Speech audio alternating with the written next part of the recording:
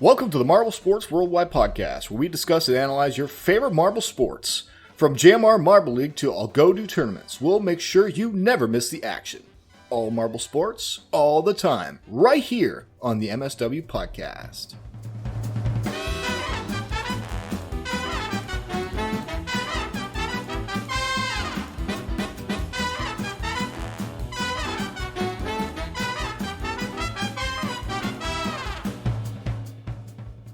Hello, everybody. Welcome to the Marble Sports Worldwide Podcast. My name is Brendan. And I'm Commander Wolf. And you are... Our special guest should introduce themselves. Me, Wolf. I know, it's weird. It's not what we normally do. I'm like, oh wait, I go? Alright, hello. Episode, yeah. It's Off kinda, to a great start, everybody. It's kind of like Yeah. we're not used to it, but like, I should. Of course, I forgot to tell you that that's what we were going to do. Good. But yeah, like, since you're the half host, you get to have the honor of speaking for half a second in the short and trashy intro, and to say, "And I'm Wolves," or whatever. And I'm honored. Always says. I'm honored Hey, for the half a I did second it I differently got. this time. I did it differently this time. Okay? Yeah, All right. Yeah. Granted, there's only so many ways you can say that, right? But anyways, guys, welcome to the podcast. Welcome to the show. Do we have a topic really for tonight? Kind of, because we got a little bit we can talk about. We're gonna dwell on a couple of technical things with the making of good marble events, and we're also going to talk a little bit about Marble Fubeca's marble circuits that he released, which should be marble circuits, but when you use Google Translate, so it's marble circuits, Yeah. and there's a competitor named Loose Wheel. So all that going to come up here. I got to tell you, I am doing commentary for Fubeca, so you can go check that out on his channel.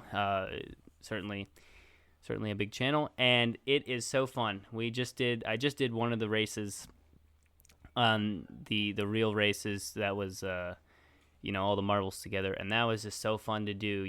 So action packed, so quick. Everything happened. Kind of a stark contrast to roulette and casino night, which was the new MSW Algodo League thing I posted. A more chill event, more single marble event. Looked really good. Wasn't high action, but definitely night and day. Not really night and day, but definitely different ways I end up doing commentary. Different styles I give for those the two different types of action levels for events. So but it was really fun. It was really fun, guys. I gotta be honest. Again, if you're gonna do commentary and you want the fun part of commentary, comment on something fast and just let yourself go. Say what you see. Say what you see, because whatever you see, that's kind of what commentary is anyway. So Whatever I you don't know see if is those what you tips are say. helpful. Yeah, yeah.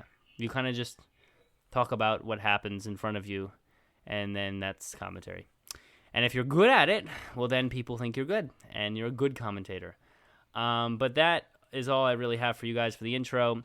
Let's go to Johnny Marble and hear what news he's got for us this week. Hey everybody, Wolf from the future here, just kind of interrupting to explain the whole half-host situation. So, basically, we have auditioned both MFA and Wolves for the role of half-host, if you weren't aware. And what we are doing is, there's going to be a poll down below in the description where you can vote on who you think would be the best person for the role. Now, basically, what the half-host is they're going to be someone who will join us on odd-numbered episodes when we don't have guests to kind of add more dynamic and some more people to bounce our talks off of. And that way we have some, and also to have someone to fill in for us on even number episodes when we can't make it. For instance, like when I couldn't make it for the second Malchus episode, or when Brendan was on vacation and I had to do episode 14 on my own. So basically, this is going to be a person who will be on the show a lot. So what you should do is vote on who you think has the most interesting points, who has the best dynamic with us, and ultimately who you enjoy listening to more. Now, we are going to have our own discussion in the actual staff, with who we think would work best, but ultimately I imagine we're going to be on a bit of a crossroads in certain areas, and so your opinion will greatly affect our decision in who will become the new half host. Now, this poll won't be up forever. It'll be up for a week after this episode is uploaded, which will most likely be Sunday, February 9th. So on Sunday, February 16th is when the at midnight EST is when the voting will end.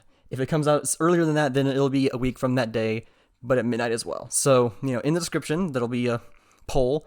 Vote there. Let us know what you think, and that's kind of all, really.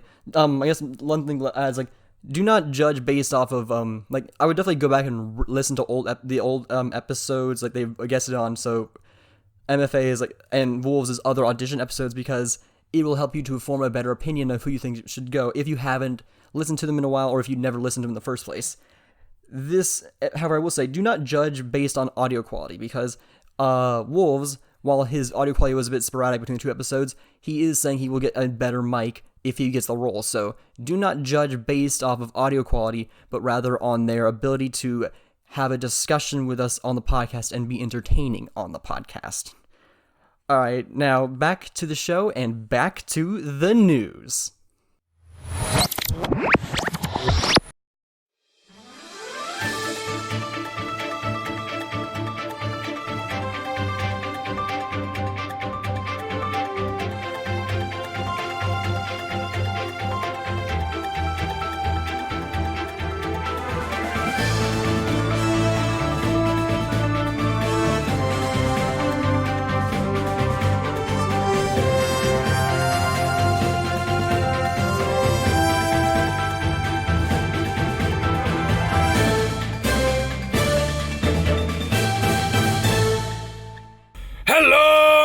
Sports fans, and welcome back to another installment of the MSW News with Johnny Marble. That's me. I'm changing up the intro. Wow. So refreshing. Anyways, guys, let's get right into the news. A new highlight reel for Team Galactic has been released in anticipation for Marbella 1, which now has an official air date, and that day is Saturday, February 15th. This series has been a long time coming, so it will be exciting to finally see it air for all of us to watch.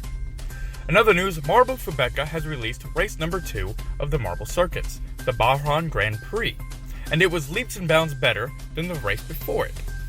The issue with marbles falling off the conveyor belt, as well as the rather excessive amount of replays, have been addressed and fixed, leading to a much smoother and engaging experience. And the most exciting part of it all was the incredibly close finish by Sea Turtles.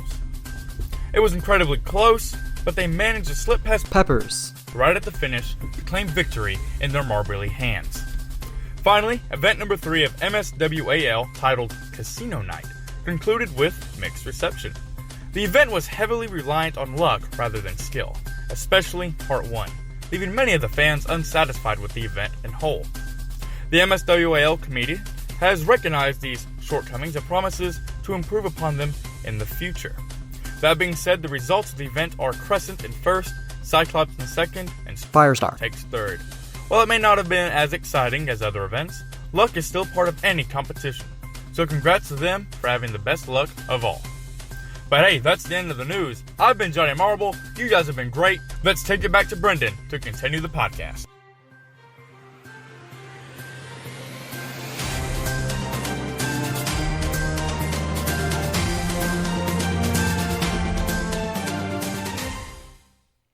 All right, guys, welcome back from the news.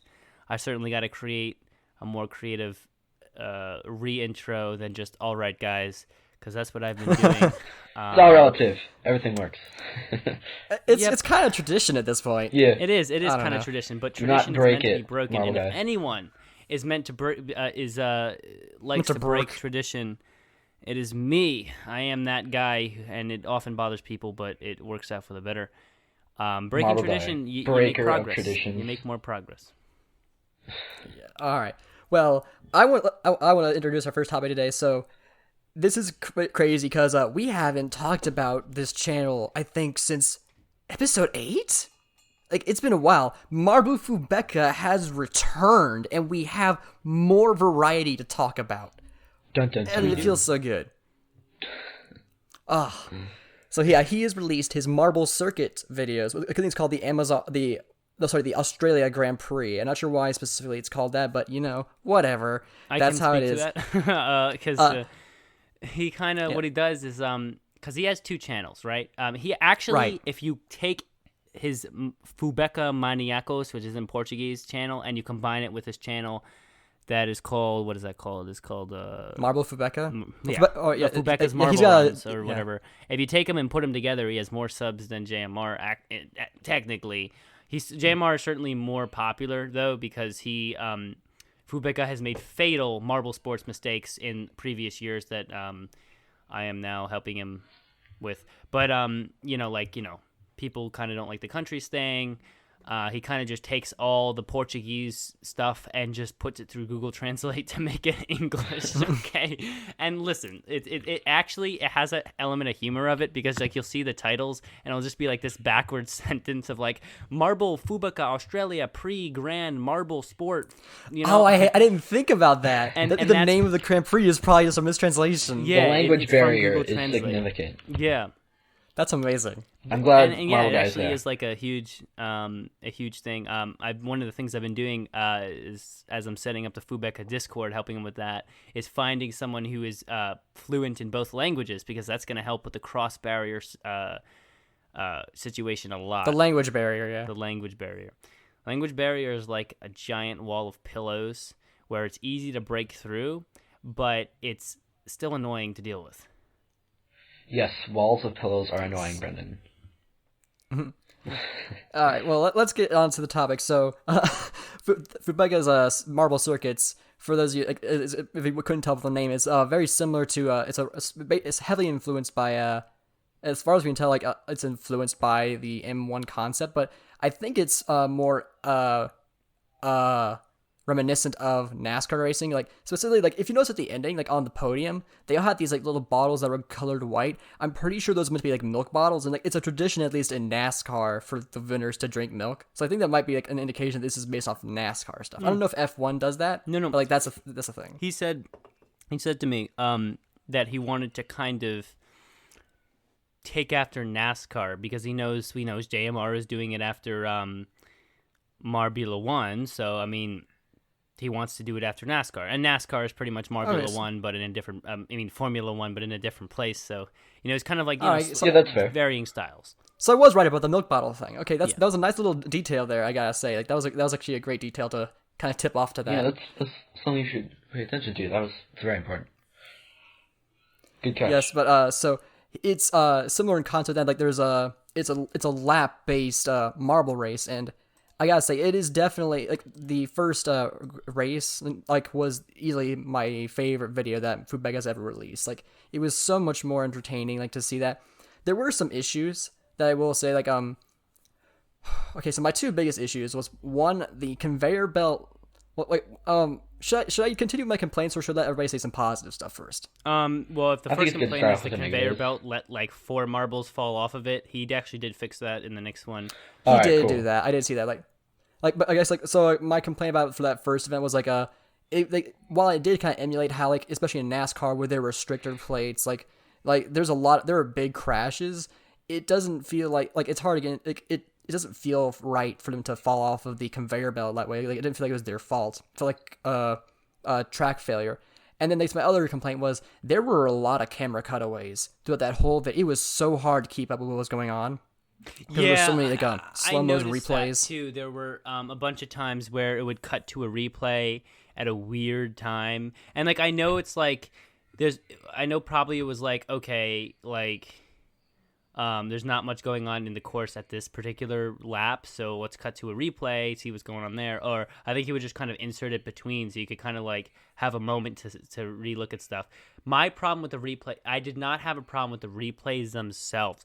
I had a problem with the odd placements of the replays. So like about lap 5, he jumped back to a replay of the starting gate, and that confused me because I was like doing commentary for it at that point, and I was like, what's going on right now? Because I'm like all the way back at the start, and I was like, oh, a replay back at the start, guys. Let's take a look at that. And and it was odd, and like I get replays, and some of the replays were well done, like sometimes right off the back of what I was commentating on, like, oh, Momonas just had gone in front of Black Pirate, or just to name random marbles, and then it would cut to a replay of that particular point that just happened. That was helpful. But when you're on lap 6 and then all of a sudden you replay back to the starting gate, it's kind of confusing. Right. Yeah, I think he was trying to keep viewership because, like you said, if there's like something that's not important or something that's just like boring that's going on, he'll cut to a replay to keep people focused on it. Because if it's just like same old thing, he wants to focus on different points. So it's like, oh, this is happening. Oh, look at what just happened. Kind of like what real sports would do, but when he does that in just random orders, it's kind of disorderly and it can get annoying. Whoa! Okay, I gotta explain to our listeners because it's not gonna happen for you. This is only a Discord or internet connection thing. But like slowly, Wolves just got more and more robotic, and then literally that last line, he instantaneously got like pitch clear audio. It was so funny. That was weird, dude. Oh my gosh. But like, let's talk about his point though. Like, I mean, I'm trying to remember his point. Like, wait, can you make the point again? I'm sorry. So, like you were saying with random replays everywhere, like if something's boring going on or it's just the same old thing, like marbles keep going around the track, he'll try to cut to, oh, a replay of this, a replay of that, to keep people engaged in what are the focused points of that race that make it important. So, but when he does that, it can make it disorderly because there's just replays everywhere and it can not make sense to some viewers, which can be annoying. Right, I see, yeah. Yeah, that's what I'm saying. I hope I sound human there. You have to choose your replays wisely. Like when you do replays, you got to be like, okay, if I'm in lap 6, I got to do a replay if I'm like lap 5 or 6, or I don't do a replay at all, because then it's like odd. And like I totally agree with that. So like if you want to do a replay of the starting gate, well then have the marbles start and then do the replay right after it for if that's what you want to do. Though yeah, that's another thing. Yeah. Oh, sorry. You can talk. It's fine. You can go. You're a guest. You're trying out, so you should get every opportunity to speak. Oh, all right. Thank you. I guess that's what it means. Like you were saying, yeah, if it's everywhere, it's good to use them at the right time, especially how Brendan said, if there's going to be a starting gate, replay it right after, because there are some times where you can do a replay and then miss an important chunk of the marble race, and that might not be the best thing to do. So you should always put it in places where it's definitely being boring, because imagine putting a replay in and then missing like a marble going off the track. Yeah, but that might even happen. I don't remember seeing all 4 of the marbles go off the track in the first race. Yeah, I couldn't. I just rewatched it. Like I couldn't like actually see. Like I didn't see like he actually highlighted the part where like the 2 marbles like DNF at the same time. I couldn't find. I didn't really see where that happened at. So like it was hard to see. So not only were there maybe excessive amounts of cutaways and replays, but they're also like it was like not necessarily always highlighting things that were probably interesting enough to watch. Yeah, and like I guess like and I think probably maybe a good way to do the cutaways thing is either like only do it for like really big stuff, because like I get it's kind of like how NASCAR does cutaways, but the thing is like they only do that for when like something big happens, like a big crash, and that's because that for the most part, like they're constantly just going around in that. At least for I can't remember the specific type of NASCAR racing this is, but it's just like the standard oval tracks, and like so when those are so long and huge, it takes them quite a bit of time to go around it. So when a wreck happens, they can afford to do a cutaway because like there's not really much happening there. You're just turning left a bunch of times. I mean, exactly. There's only so many things you can do. Yeah. but here there is a shorter track. It happens a lot faster, and it's much more twisty and turny. And so to cut away so often from like the leader and like the head of and like all the action to see something that happened off to the side, it's really hard to keep up and like to get really. I think the worst part is like it hurts like trying to get into the role play. Like I feel like I haven't actually made as much of a conscious effort to get into the role play recently. I've been more like analyzing all marble sports from more technical sport, and I kind of like it kind of I think that just came with becoming a podcast host. But like it was harder to even try to do it because again like the constant cutaways, it's hard for me to be like, oh wait, to get into the moment, like, okay, I'm seeing like sea turtle going, but wait, where did sea turtle go? I'm watching, okay, now I'm watching this, like, okay, now we're back to the race again, like, oh wait, now we're gone again. It's like you can't really get into it if you can't like have enough time to just sit and process what's happening on screen.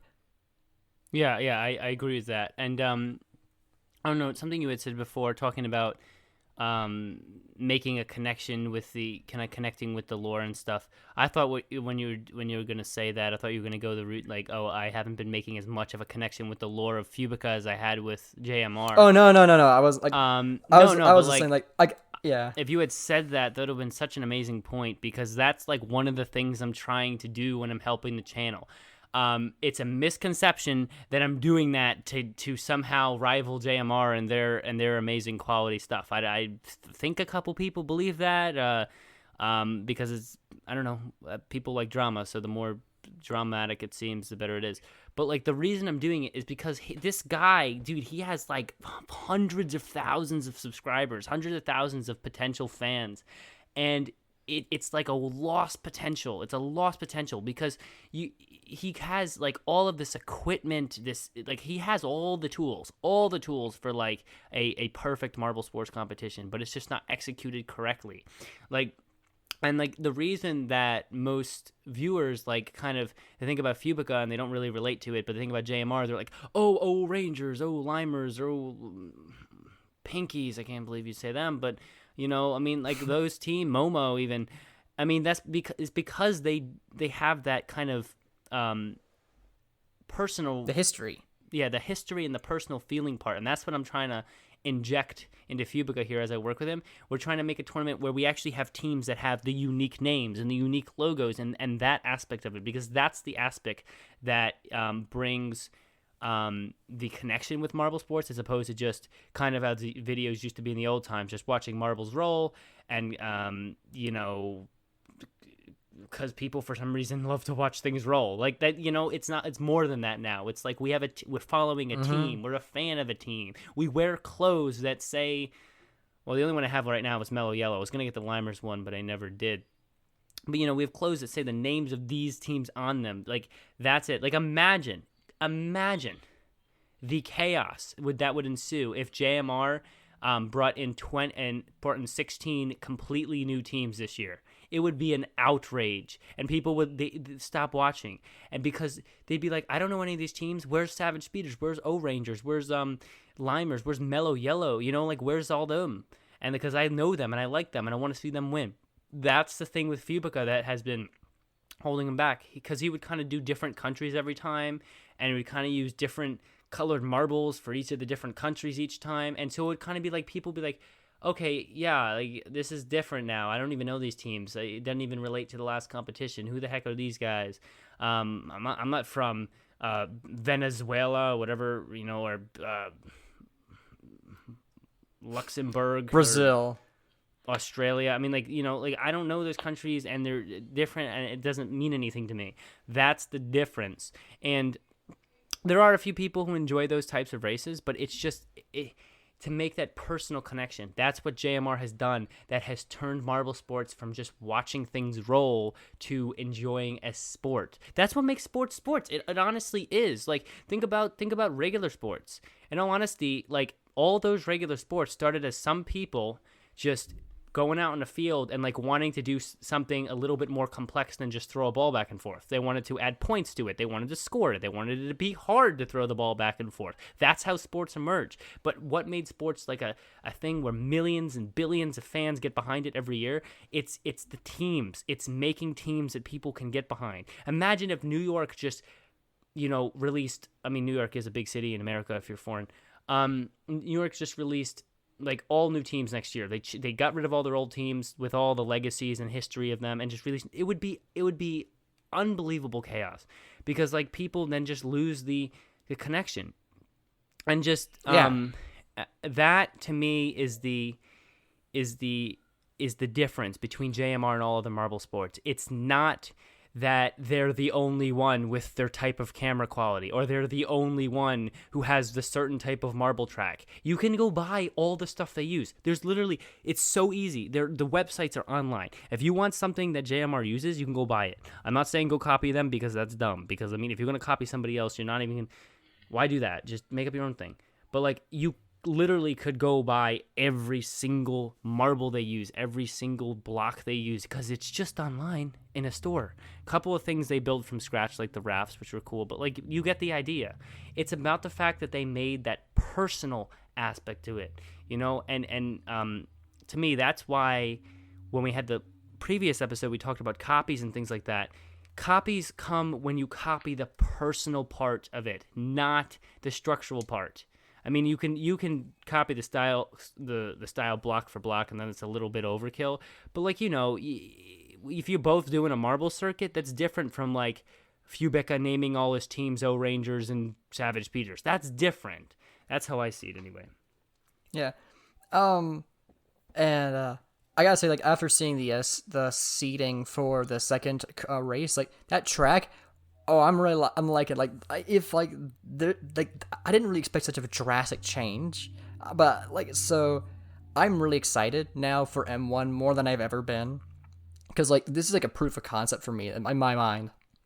And as a patron, I've seen a prototype of what I think the first track's gonna look like.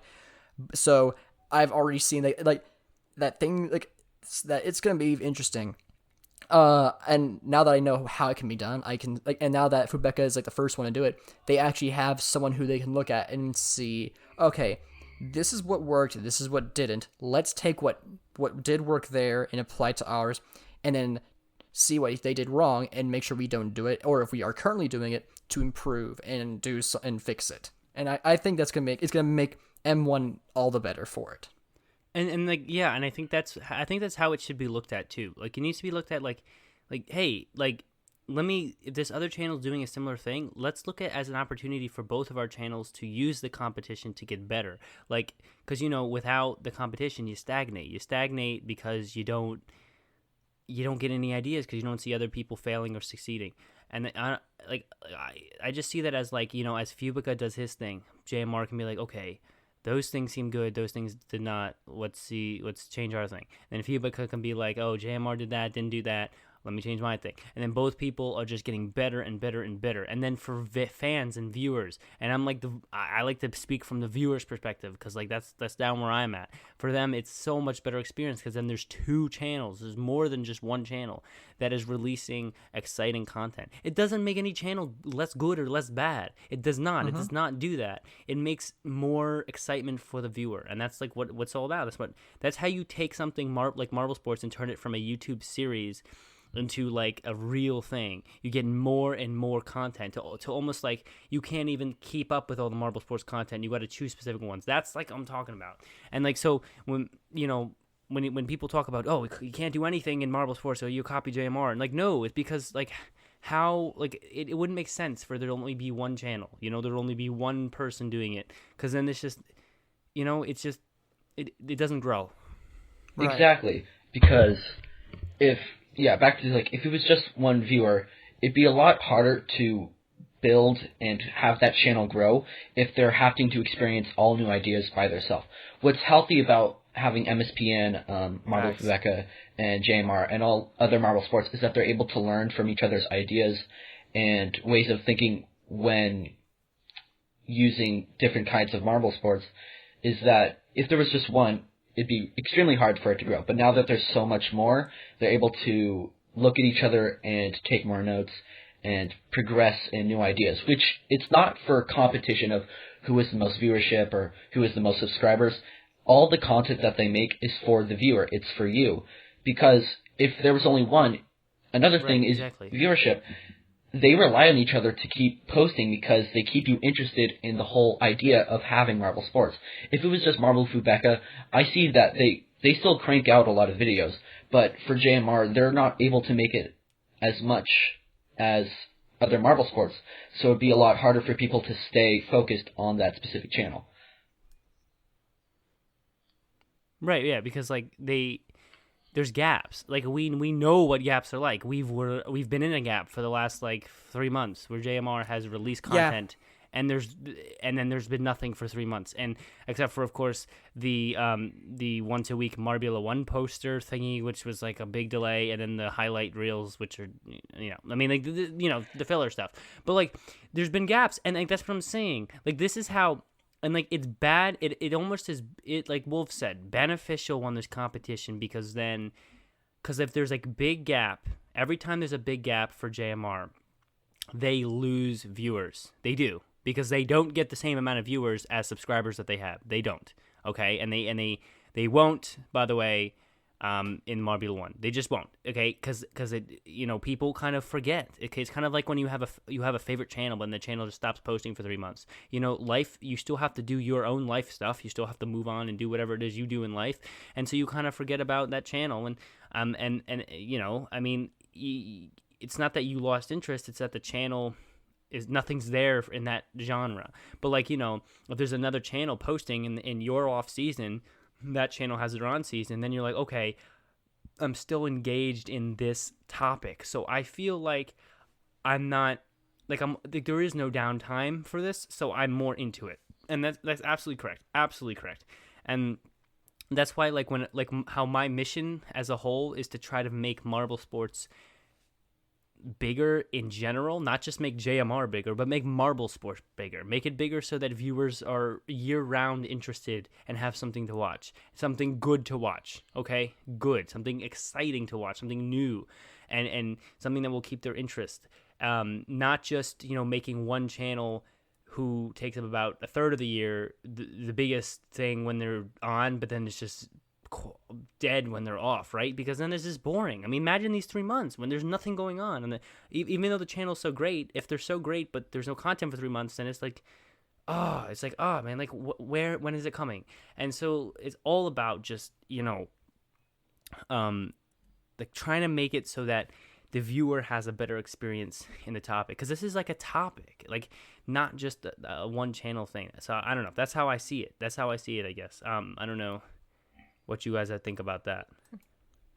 Yeah, and like there's one last thing. Like, it's kind of like a more broad explanation, I think, of what I said earlier. But competition in anything breeds creativity and growth.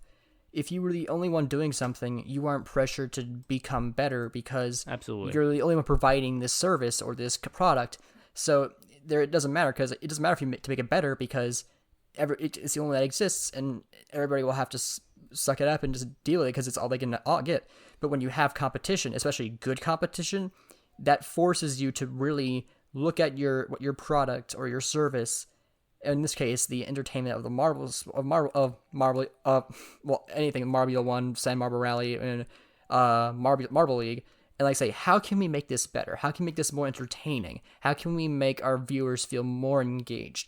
If there weren't people like Fubeca who are starting to challenge them, then they would eventually start to stagnate. And so I think, like, I am glad, like, not just for like filling in those gaps of time with more content to watch, but also like that because of these other channels, all of them, not just JMR, but even Fubeca and hopefully any future channels that come out will start to all influence one another and make every single one of them better than they were before.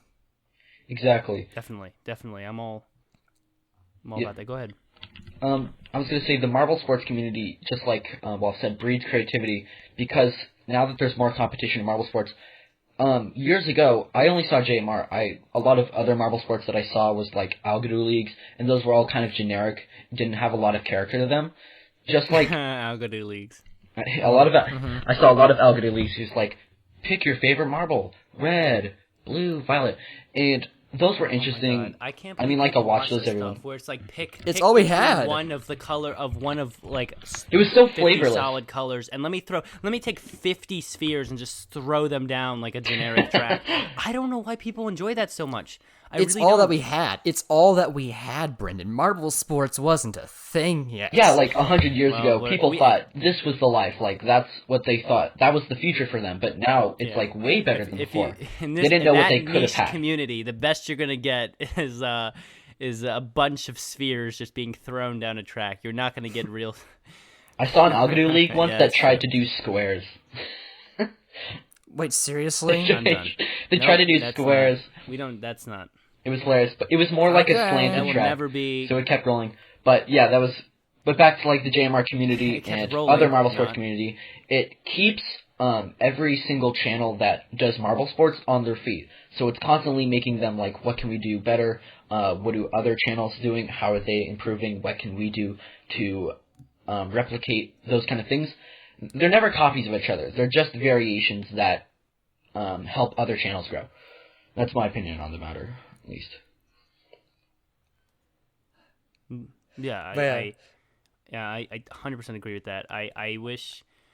I mean, remember, we're just at the beginning still. We are at the beginning of something. This is whatever this something is, whether it's reached its peak and it's going to peter out in the next 5 years, or it's just going to keep on growing. Which my opinion is, there are millions of people there who would love nothing more than to watch something roll. So I think it's just going to keep growing. I don't know why people love that so much, but they do. So I think that this niche thingy will keep growing, Marble Sports, because it's like, I don't know, something about just bringing that competition into it. But it's not going to grow if there is no competition. Absolutely. I mean, we've said that a million times at this point, but it's just, think about it. Like, it's just, there's no motivation to be better if you don't have to be. Like, that's just the way business works, you know? Like, if you run a business and you made a product, and your product is great and it's doing great, and you're making money, and nobody else is doing anything similar, so you just pulling in your money and you're chilling and it's great, well, then you have no reason to do anything more than you're doing. Why? Why would you ever do anything more? It's just more work. But if somebody else starts making the same stuff, or they're making it and they have this new idea with it, then you're like, oh my God, here he comes. Now I got to actually do something even beyond. And that's why, that's how something goes from a one-off YouTube series to something big, where there's, you advance to God knows where it would go. Like, because other people start challenging the ideas, trying out new things, that's where it comes from. And I don't know, I'm just so excited to see what I could say MSW's partnership with Fubeca could accomplish. Not in lieu of let's rival JMR because whatever. Revolt No, against because we them. want to make the whole community bigger. Because imagine if you had two channels that do Marble Sports. Now you have doubled the every viewer's watchability for Marble Sports. Doubling every viewer's watchability of Marble Sports means you double the amount of interest. Okay, it's just common maths, and so that's great, and it will only work out great for both channels in the end, because it's such a small new community right now that you need just everybody you need everybody working to try to build the most interest. So, I mean, who knows where it's gonna go, guys? Who knows? I don't know. I don't know. But certainly it's gonna go somewhere. It will go somewhere. Just a quick question for y'all. Do you think... So let's just say both channels. Let's just I say... said y'all. Y'all? Nice. You said But- y'all. That's funny. Let's say we have two Marble Sports channels. They're both pretty new, but let's say they're the very first Marble Sports channel. Do you think if they both focused on total competition with each other or total collaboration with each other, do you think they would grow faster or slower depending on which one they focus on? What's more important in having a channel grow, collaboration or Very competition? good question. That's a tough one to say, because if all the competition collaborated, then it's just like they're all one team and they're not actually they're not competing against each other, and so they lose that driving force. Whereas if they're completely competing with one another, they still have that driving force to improve. But then if it's only competition, then it becomes obsessive and they stop doing their own unique thing. Yeah, I feel like channels that care needs to more be about more. competition crank out a lot of videos every single week or every single day, but they have less quality to it. I value quality over quantity any day. Same. Oh yeah, that's why JMR is still the best channel. I mean, they may not post every day, but they certainly have the quality. You can't deny that. And that's the thing. the balance is hard because on the one end, you could be like, okay, I'm only going to think about quality. Every single video is going to be picked apart for the littlest audio miscue, the littlest editing misdirection, that might bother 1 in a trillion viewers, right? And if you pick it apart too much, then you just never get a video out, and when you do, it might be a great video, but then someone's like, okay, great, now let's see another one in a week, and then you're like, a week? It's going to take me another year, and then, then all of a sudden people are like, no, well, this one video was great, but, I'm not waiting a year. I mean, like, oh, that's too long. And so it's the balance you need to find. And so competition, when your view of competition, when a YouTuber's view of competition is, hey, just post as many videos as you can, one of them's got to stick, like the channel, what's the one channel? World's Greatest Marble Runs. I think he has like 1K subs. I've talked to the guy a little bit. He might be collaborating with me at something in the future. And by the way, he's really good at building shit. But his kind of MO, if you kind of take a look at what his channel and his Instagram and how he does things, is, okay, let's try to take advantage of all the fads. Let's try to post as many videos as possible because we want to just, maybe that one video will stick, and if that one video will stick, maybe the other ones will stick. And he's failing. He's not failing, but he's not doing as good as he could because he is just posting a bunch of mediocre videos, and then so people may enjoy a few of the times watching. He kind of just does, like, sends marbles down and things, no like teams or anything. People are like, I like to watch things roll a little bit, but you know what? Kind of gets repetitive after a while, not that interesting after a while, and so it doesn't work out for him. But then on the other hand, you only post one video a year. Also, you see why that fails too. So it's like you got to find that medium where you're like, you take a season, kind of like JMR is pretty close to the balance. You take that season to work hard on a series, and build up your little teams and everything, and then you have the videos come out regularly, so that you give the fans what you at least promise them. Like with Marbula 1 once a week upload. Well, let's make sure it's a once a week upload. But we spend that off season working on it. And that balance is key. And then between channels, certainly. Competition is good, and as long as the channels can stay mature about it and don't start getting angry at each other and then become channels, those annoying freaking YouTube channels that spend half their videos complaining about another channel and what they think is wrong about that channel, that's retarded and no one cares. They just want to see what they want to see. They want to see the videos of marbles rolling or whatever it is you post about. They don't care what you think about the other channel. If they did care, they would ask you. And if they asked you, well, then you could talk to them about that separately. I hate channels that do that. It's a waste of time, and nobody likes it. I don't know if you guys agree with me on that, but it's just like if you're gonna compete with another channel, do it maturely. Exactly. Yes. Hopefully that answered your question, Willis, because I think we need to get moving on. But to transition, let's move on to the trivia segment. Trivia segment, random music time. It's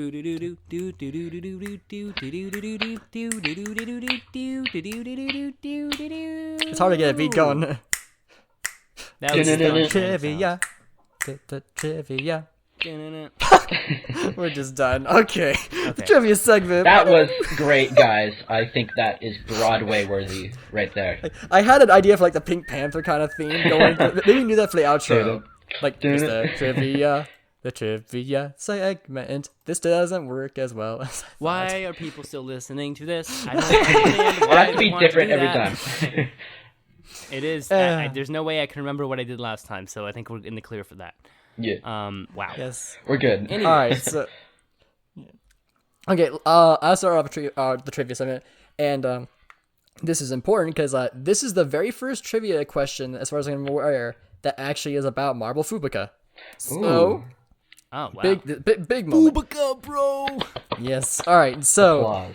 In the race, there was a moment where, in the Marble Circuit Race 1 for the Australian Grand Prix, that's so funny to me, there was a moment where two marbles DNF'd at the same time. Who were those two marbles? Ooh. I should know, right? I'm the commentator guy, right? Oh my god. Haven't mentioned that enough, by the way. Let me think.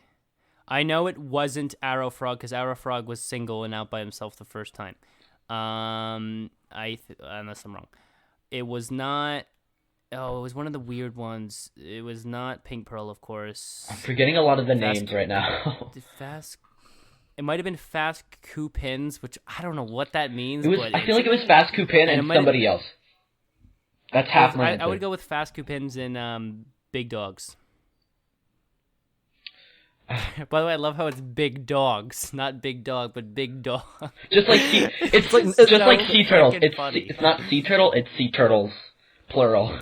And like Night Rivers, Night Rivers was supposed to be a team name, but Rivers. Why is it Rivers? Because it was a team name. It was a team. It was going to be a whole team at one point before it got transformed into. We'll see. I don't know if that's going to be a team in the Marble Cup, though. We'll consider it. Night Rivers is not bad. Oh, by the way, we'll get to that after because I'm going to talk about naming teams at the end here, but there's a whole thing with that. So let's just continue. So Brennan said Big Dog and Coupons, and what did you say? I'll say Arrow Frog and Big Dogs. All right. The answer is Fast Coupons and Gold Piston. Oh, almost. I knew it was Fast Coupons because he was like down quick, but I forgot about Gold Piston. I was so surprised at the start when he went all the way from front to back just like that. That was a total upset. Yeah, did you hear me? Did you hear my commentary then when I was like, "Oh my god, it goes You're like, oh my god, wow.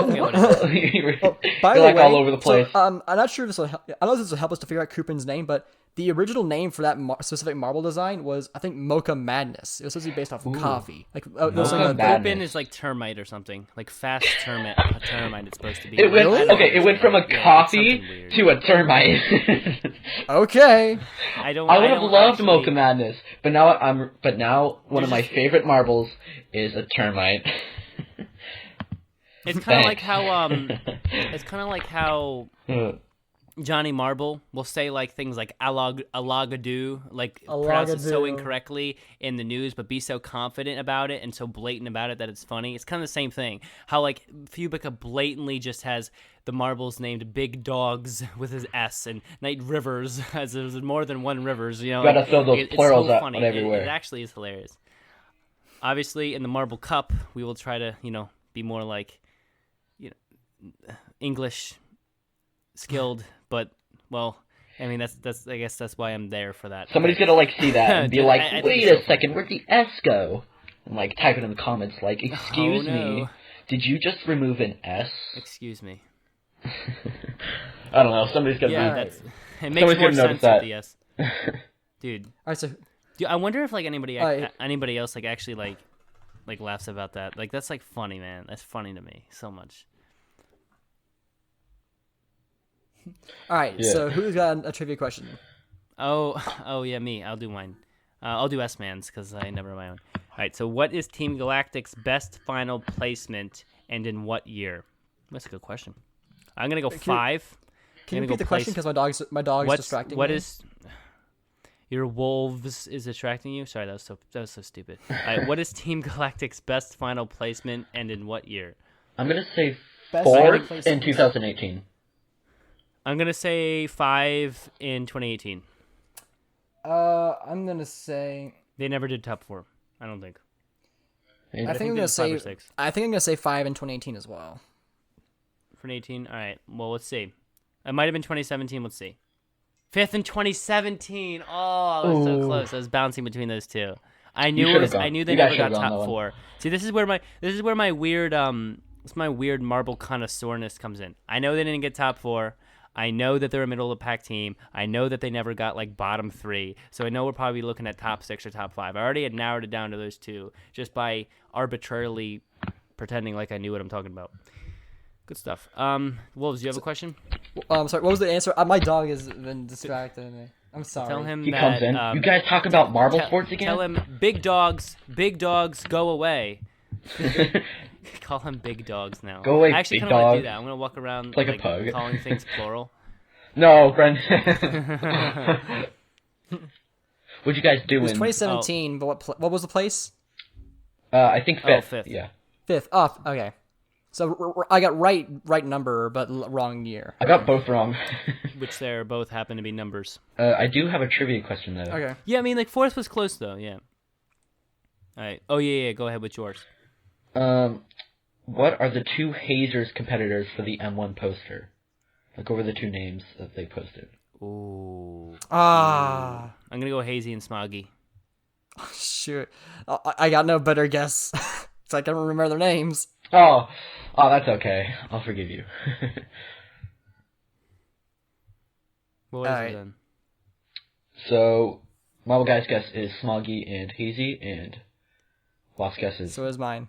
It is... Smoggy and Hazy. It is not Smoggy and Hazy, it is Hazy and Smoggy.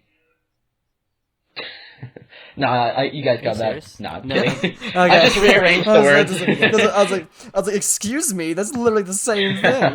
You know why that is? Because the JMR people couldn't remember the other two names either. That's why. Yeah. That was a bad joke, Brendan. It's too easy for y'all. They probably didn't.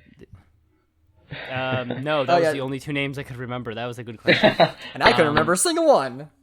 Well, you tried. All right. Oh, There we go, Lost. All right. Anyways, we have to spam music in the mic. Like, to could get you out do of the the trivia Pink segment. Panther? I don't know. Do the Pink Panther thing. Whatever makes you happy. Wolf. Dun-dun. Dun-dun, dun-dun, dun-dun, dun-dun, dun-dun, dun-dun. Trivia segment. Trivia. Man, it's just like... It's gonna be so out of sync on the audio. By the way, because we're in sync here a little bit here in the Discord right, 'cause chat. it's gonna be slightly Yeah. off, weird. Oh my It's- god, that makes it better. That makes it better, Brendan. Just makes it. Wait, why is it going to be slightly off? Remember that? I realized that. Well, because because, like like, the Everything's delayed, like, there's internet delay here, but Yeah. like in your recording there won't be any internet delay. alright. So, yeah. But well, less anyways, internet delay. let's move on to the next topic. So All right. it's somewhat related to what happened with MSWAL's Event 2 Part 1. I can't believe I even have to say that, but like it was roulette, and as many people here know, after it happened, I went into the voice chat and I had some words. Rips me apart. I've never seen him so angry. I guess It wasn't anger. Did It he was just more just like pop off? disbelief. I popped Full off. blown. I wasn't angry. I just it was popped kind of off. like because apparently the battle ring was really good event. It was. It was so and- good. And wow. Okay. God. Wow, you were very into that. I Right? feel bad because I had swim practice But yeah, during apparently that was. I should You go know watch what it. though? It's good to swim. Dude, I used to swim though. I actually used to swim, and I remember like swimming and being like, you know what? This water's so freaking cold. Like, why am I keep doing this? I go to swim practice then and it's I literally steaming. Like, steam comes out of the Dude, pool. where do you go? That's weird though, because I remember like one time I was doing a meet. Sorry, we're getting off topic, Mr. Waff. I know that you don't like that, but that's fine. So I was on a meet one time, like a couple of years ago or 3 years ago, probably like more than a couple, and like the water was warm in this particular pool for some reason. It was like warmer than normal, and at first I was like, oh my god, this is so good because I Like don't know, I don't frantic, cold like, oh my water or God. something. I don't know. Yeah, this is great. I love the warm water. But like when I actually did the racing, I was so bad. I was like so bad that day compared to like other days because I think it was just when the water's warm, you Blame like the don't water. go as fast for some reason. Uh, Yeah, and it's like I think it's because your body's less like stimulated. I don't know. well, I don't know, maybe that's just like a thing. That could be a reasonable hypothesis, but I feel like if the water's warmer, your muscles are warmer, so you're able to flex them a lot easier, go faster. I don't know science, but whatever. I ain't googling it. Science. Nah, I don't know, but that's why they make the Olympic pool so cold because like it makes them go faster. There's some science behind it. Yeah, we can look it up. Anyways, back to marbles. Back to Wop just got roulette left out wheel. of the conversation. Anyways, for people who don't know, by the way, what he's talking about is I released part 1 of Casino Night, an event that was specifically set out to be a single marble, more relaxed kind of single marble game type event, not a marble battle like the Battle Ring, which apparently was a good event. So it was supposed to kind of have that feel. Now, listen. What happened was roulette pretty much after it was all said and done just was pretty much a wheel spinning like 12 times and you watch it and then that's it. So I mean, it was not really that visually stimulating to watch. I have to be honest, but it was. Waff pretty much ripped me up for it, saying that I was like, "How could you make Battle Ring and then come back with this?" Yeah, Compared you to pieces, I bet.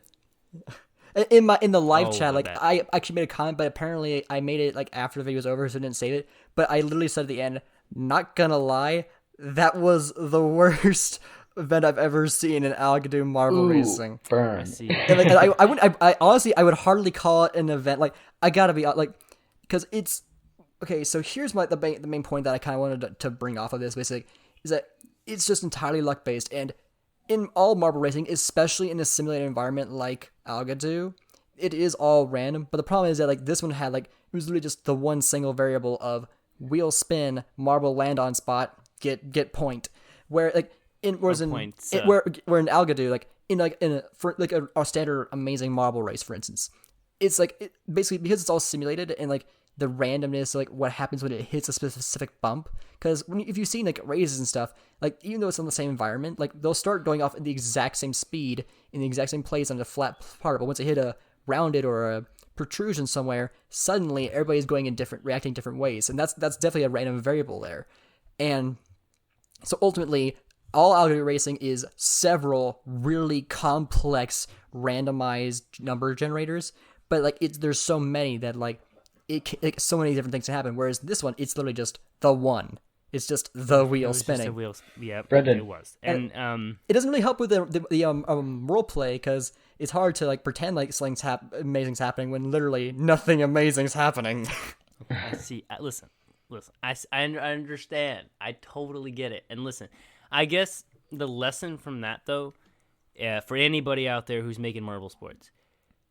Couple lessons. First thing is, if you're in Algodoo, I've said this 50,000 times, it takes 3 clicks to change the color of the background. Just do it, okay? Just freaking do it. I'm sick of seeing the blue background. If I see it again, I'm just gonna end YouTube. All right, I'm gonna back the FTC and make sure it all goes away because I'm sick. There's so many different colors in the world, and blue is just not the one that is better than all the other ones. But besides that.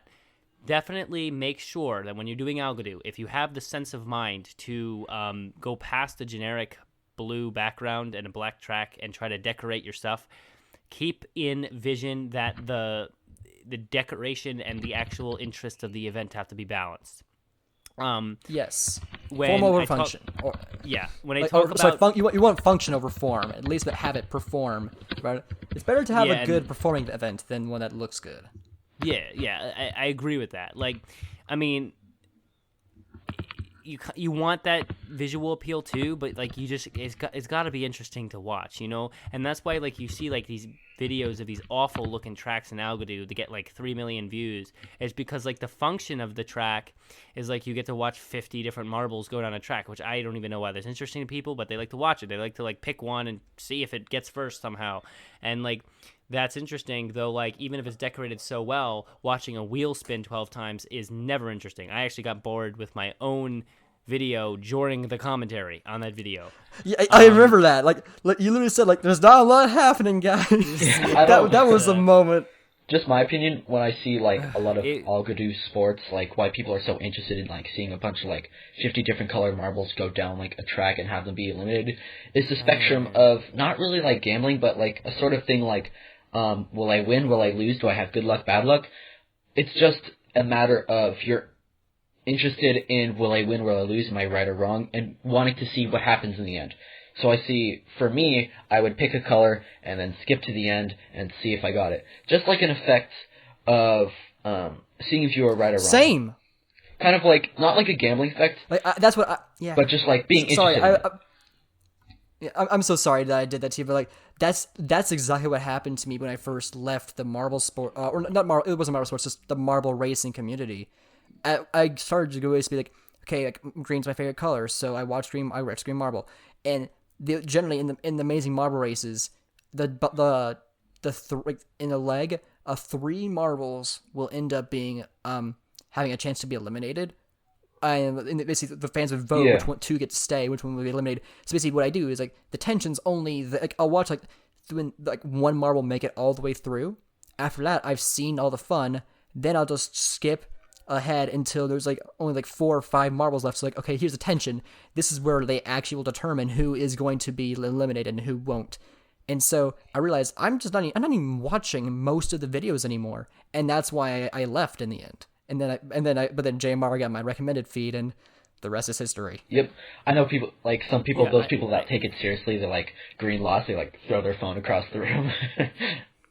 Oh, lime.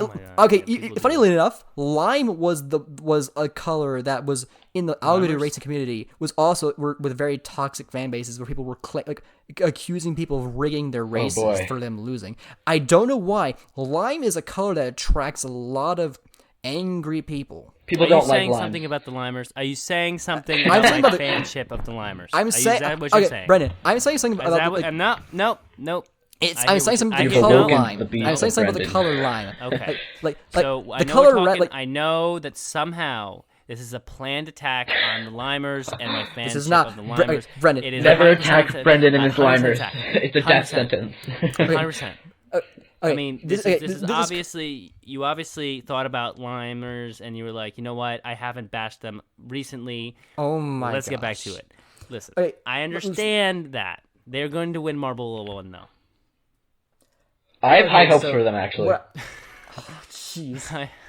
They're not in my fantasy league, but I do think that just because I know it's a 50-50 and like so many other factors, like totally randomized chance that they'll like do well in M1, but just because they've lost so much, it makes a lot of people think like, oh, they must win this time. Just kind of like if you flip a quarter a few times and it's like always heads, you're expecting it more and more to eventually be, oh, it'll probably be tails this time, or like whatever you're flipping, because you're expecting a pattern to appear. Like people figure the losingest team has to win sometime and must, especially with the added randomness, because like because of the decrease in skill base, it's like, the Limers got to roll right sometime, right? Right? Okay. You know, you got to cheer for the underdog. I was thinking maybe like it has like, all right, exactly. So I was thinking like maybe like the like if you ever heard color theory, certain colors have like subconscious effects in our mind. Like red has like an aggressive effect on us. I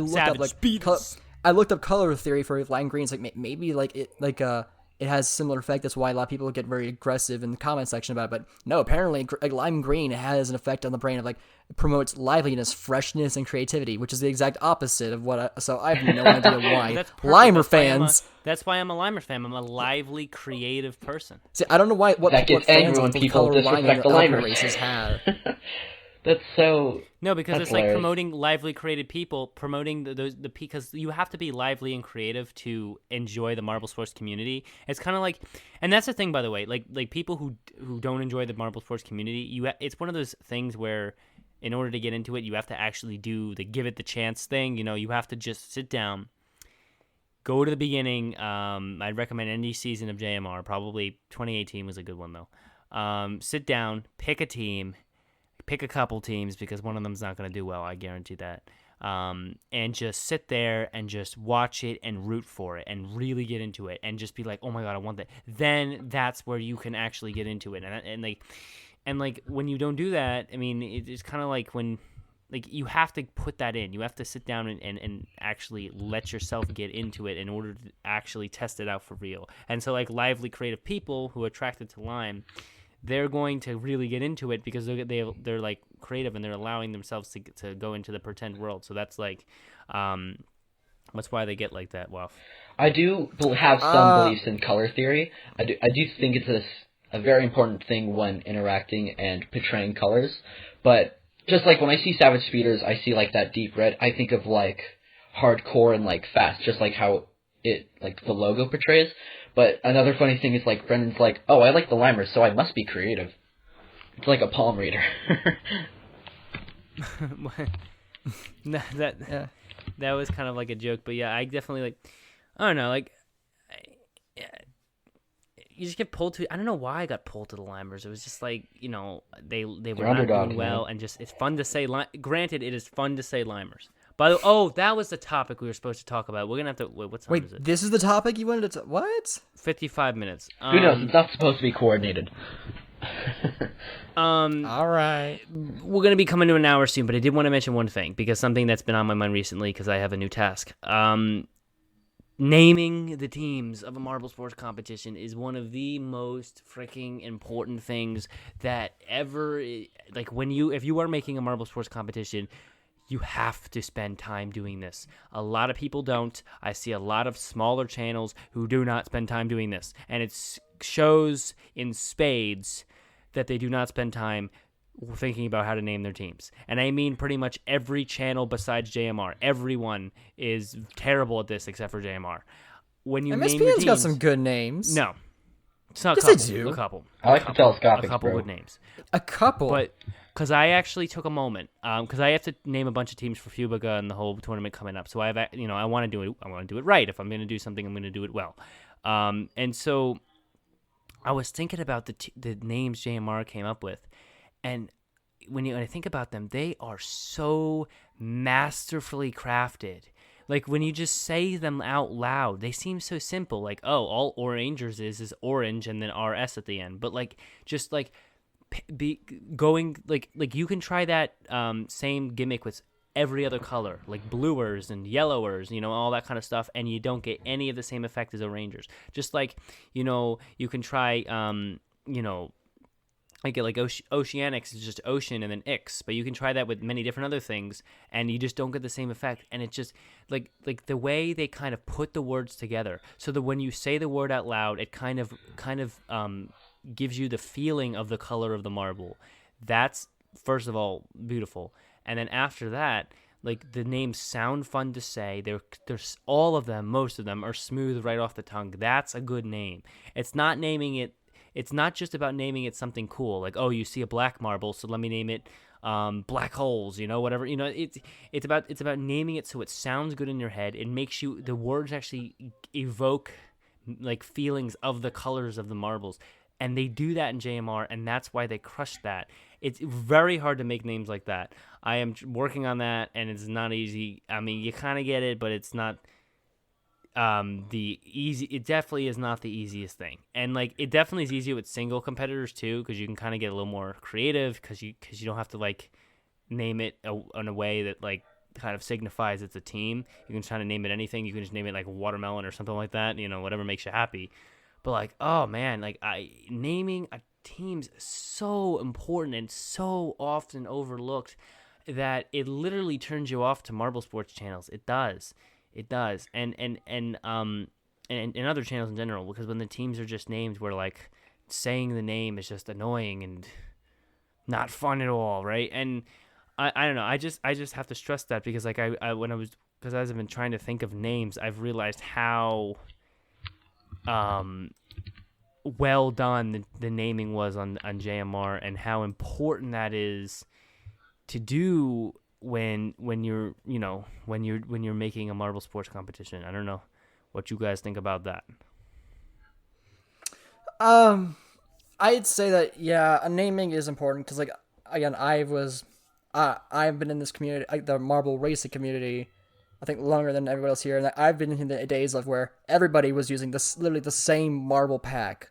It's like, oh, Red, here's all the blue. colors, and then suddenly here's rope that I like to call bacon, because that's why it's like, and then it's like, oh, here's glass, and then here's smiley face, and here's rainbow, and then here's the marble racing channels: Jack Spiro, Eric Facette, John Dubuck, just to add variety. It's like, okay, well, like, here's the thing, I've seen it so many times, and while it's great to try and find one race where your favorite color will actually win, there's like the packs had like 100 marbles.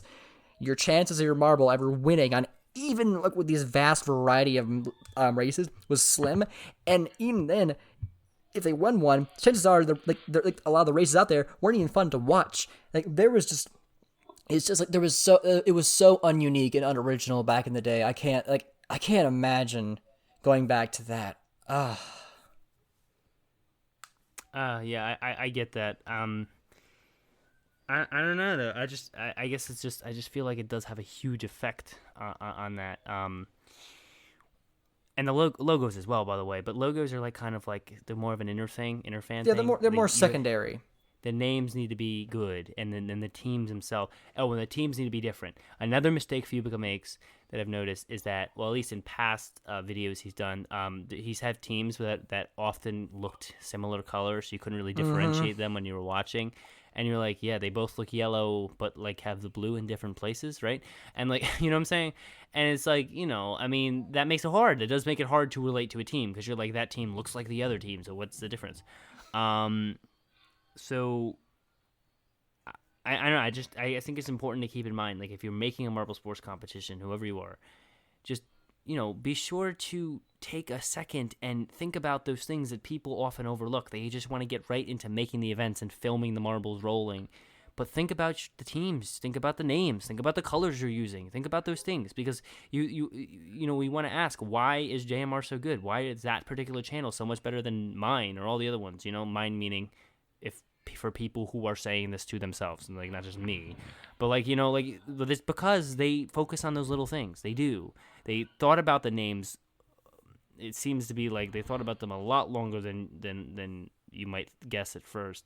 They thought about the logos. They thought about the colors of the marbles they chose, so that like people could tell the difference. And that is really, really important and often overlooked. So. I guess that's my advice. That's what I leave y'all with tonight here as we come to an hour. If you're making your marble sports, consider all those extra details, because they are what separates you from a channel who has rolling things and a channel who has a sport of teams people can be fans of. You covered a lot of good points. Wolves, you have anything to add? No, you guys pretty much covered it all. I do think that all the aspects of making a team and like the colors you use, how you portray that team, the logo, the name of the team, all adds up to a feeling that resonates with each and every viewer. And that's because it's a lot harder for marble sports because there's no really a lot of background to them. They kind of just like were there, and you kind of have to go off how good they are and their team name. And with it not being like all too specific, they're kind of really broad. It's easier to resonate and pick your teams.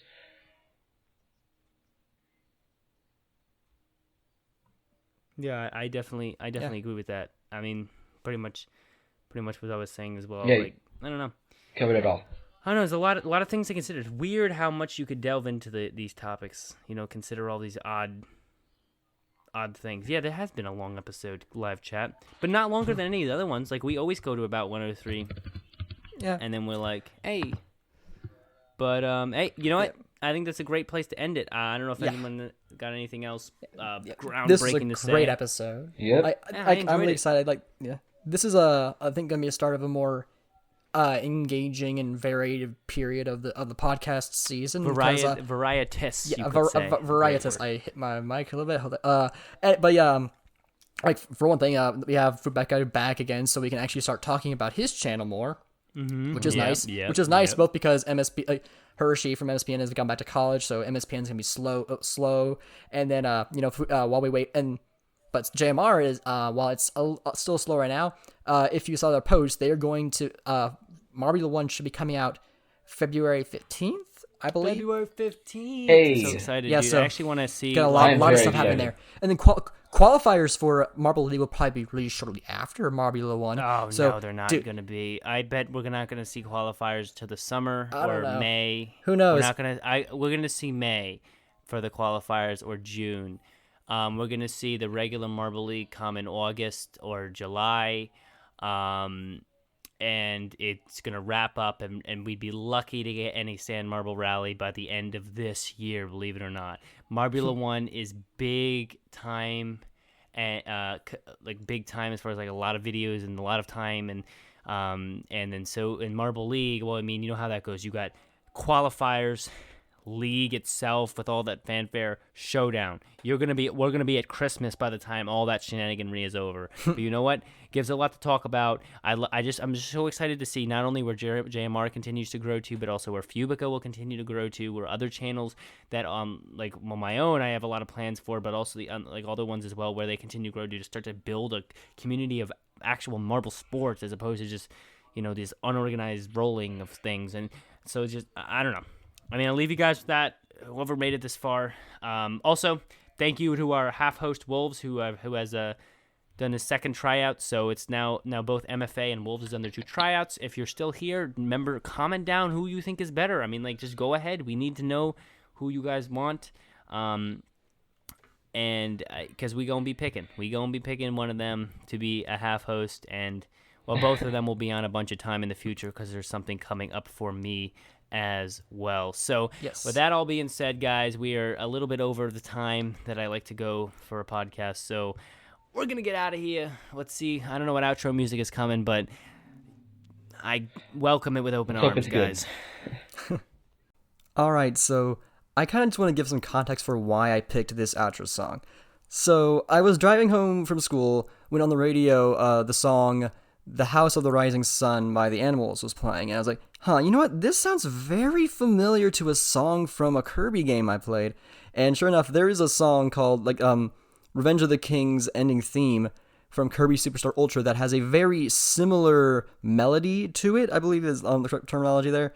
And I was wondering, like, what would happen if you played them together, like kind of mixed them together? And fortunately for me, someone else did that, and I thought it was actually really good. And it's a very weird thing to definitely choose for an outro song, but it's something that I found recently. I thought it was interesting. I thought it sounded good, and ultimately, I think it's just got an interesting story to it. So, hopefully you enjoy The King and the Rising Sun by Thor Fjorgerson, which is Fjorgerson. If you don't, I guess, know how to speak Celtic? I don't know. It's a weird name, but he made the mix of it. It's great. Go check him out if you want to. Here's the outro.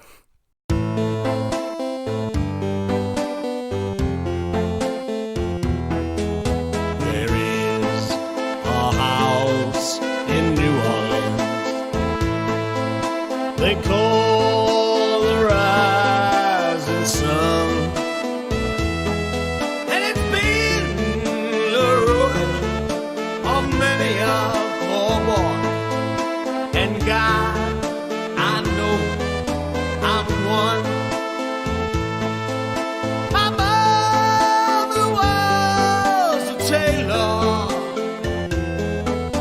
sewed my new blue jeans. My father was a gambling man down in New Orleans.